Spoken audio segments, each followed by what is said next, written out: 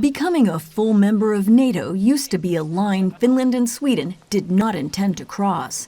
In Brussels, that line is actually a street, with partner countries on one side and NATO allies on the other.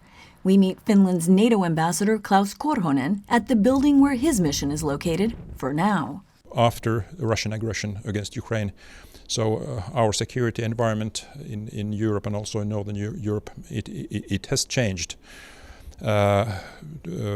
It's now more insecure, and I think this move to increase our cooperation and become member of NATO is the right step.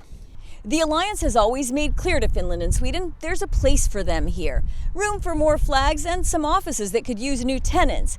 But as some of the most wealthy, well-equipped countries in Europe, these new Nordic members would fill much more important gaps than those. Sweden and Finland bring different assets to NATO. Finland famously brings the ability to guard a very long land border with Russia. Sweden brings a 500-year-old navy and a navy that is among the largest in the Baltic Sea, where we should remember NATO doesn't have very many large navies.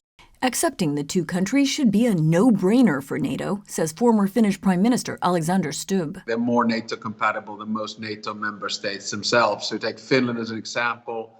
We've always spent about 2% of our GDP on military expenditure. We have reserves of 900,000. We can mobilize 280,000 quickly during a wartime. We have 62 F-18s, just bought 64 F-35s. And indeed, NATO Secretary General Jens Stoltenberg has said this would be a record-fast accession process once the two governments formally confirm they want to join, though it will still take months for 30 NATO governments' stamps of approval.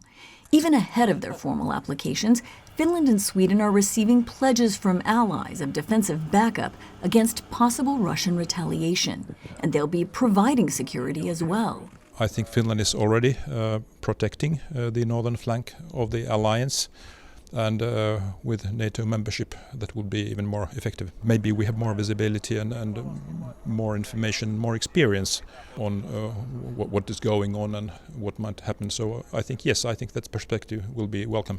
Mutual security is already a two-way street, but bound to be easier when all the Nordic countries and NATO are on the same side of it.